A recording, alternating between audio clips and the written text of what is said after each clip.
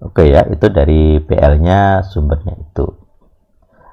Sekarang kalau kita mencoba, ini saya coba analisa gitu ya, dari kisah tentang pembicaraan Nakdimon dan Masiyah atau Sang Masiyah. Ini saya coba merumuskan, menjelaskan per ayat ya. Yohanes 3:1, jadi berarti ada seorang dari orang Perusi namanya Nakdimon, pemimpin orang Yahudi. Jadi dia seorang ahli kitab Tanak beserta segala tafsir lisan, dari ahli tafsir, ahli kitab dan sebagainya. Ayat 2, dia datang pada malam hari seterusnya. Artinya dia terpesona dengan Masiyah gitu. Kayak wow gitu. Anda itu atau Bapak itu rabi yang luar biasa bagi saya, kira-kira begitu ya.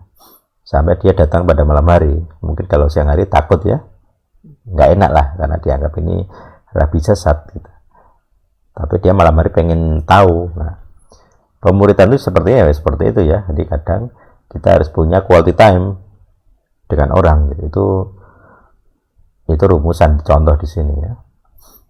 Kemudian ayat 3, sesungguhnya aku berkata kepadamu, jika seseorang tidak dilihat dari atas, ia tidak dapat melihat kerajaan Tuhan.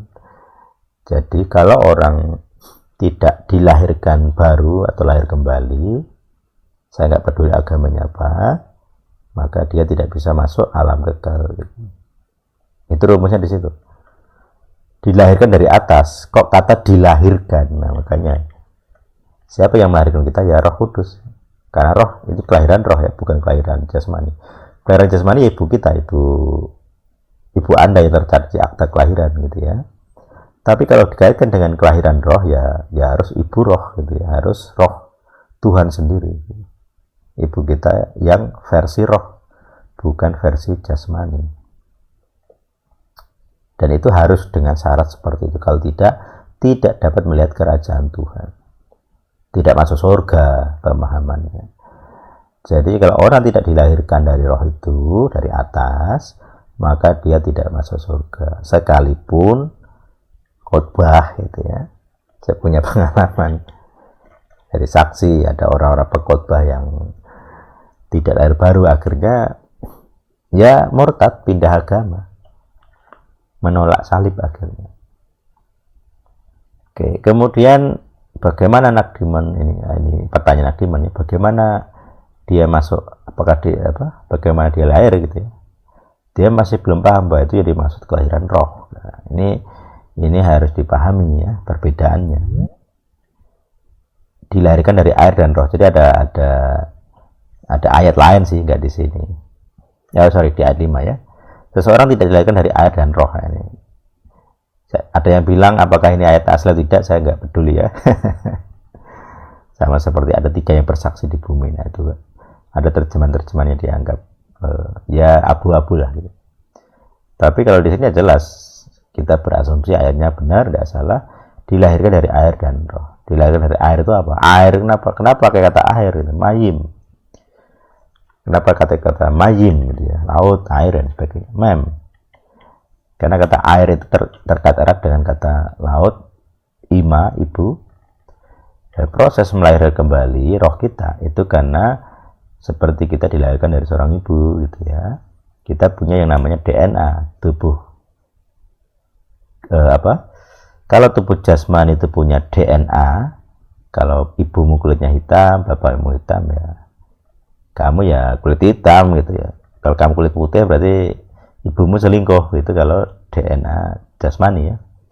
Nah karena kita dilahirkan dari roh, ibu roh itu menurunkan kepada kita suatu DNA. Kita mewarisi DNA Tuhan.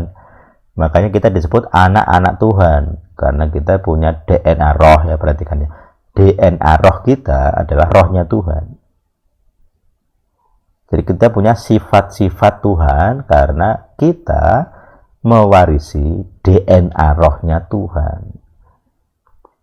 Kita mewarisi jasmani DNA dari orang tua kita. Kalau kedua orang tua kita pendiam, ya kita secara umum akan pendiam alaminya.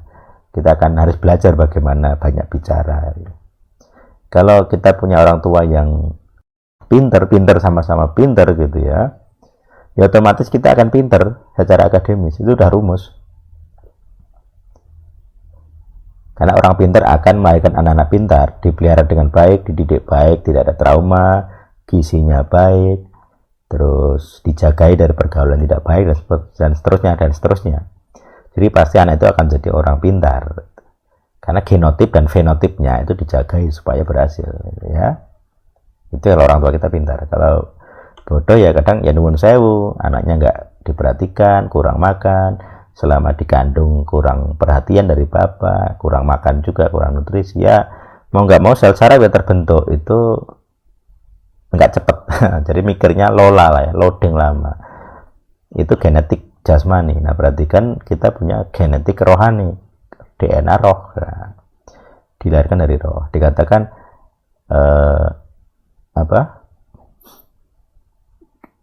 seperti angin ya, nanti dibahas di ayat 8. Oke, saya bahas nanti saja.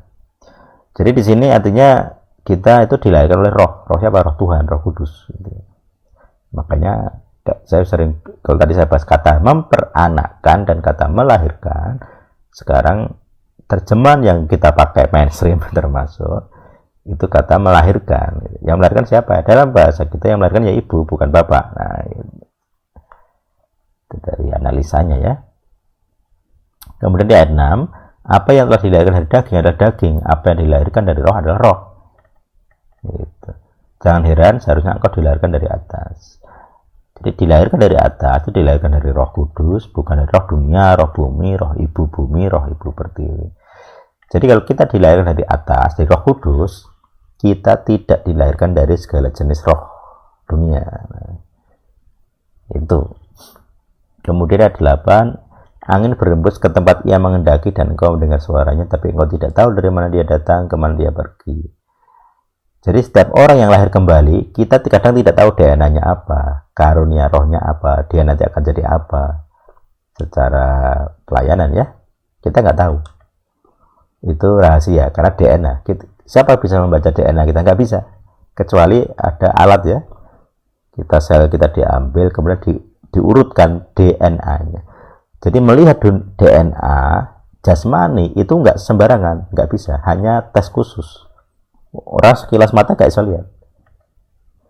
Biarnya mahal, misalnya ada orang selingkuh pengen tahu anaknya atau bukan, tes DNA itu mahal gitu ya. Nggak semua orang mampu, jarang sekali, kecuali yang tajir-tajir. Tes DNA. Demikian juga dengan tes DNA roh. Bagaimana ngerti DNA roh kita?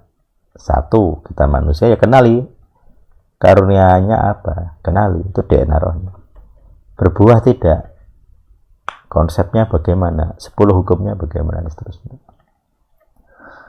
Jadi kesimpulan dari ayat 8 adalah setiap orang dilahirkan dari Roh Kudus itu punya DNA roh dan punya sifat ilahi, punya talenta, punya karunia yang berbeda-beda, dan baru terbukti kelak kalau sudah berbuah. Dulu saya dianggap tidak bertumbuh, tidak beriman, tidak menghasilkan jiwa, dan seterusnya. Mereka tidak tahu DNA roh saya. Mereka meremehkan saya, teman-teman saya dulu. Mereka merasa sudah rohani, ini ET ini buahnya apa? Kok kamu itu kok tidak pernah menyentuh hidup orang? Nah, seterusnya. Jiwa yang kau hasilkan di mana? Batin saya gitu. Lah adik-adik rohaniku kamu rampas semua, bagaimana aku bisa berbuah? Tiap kali saya punya adik rohani, adik PA, kamu ambil. Itu punya saya gitu. Jadi kalau kamu ngomong gitu berarti kamu menghina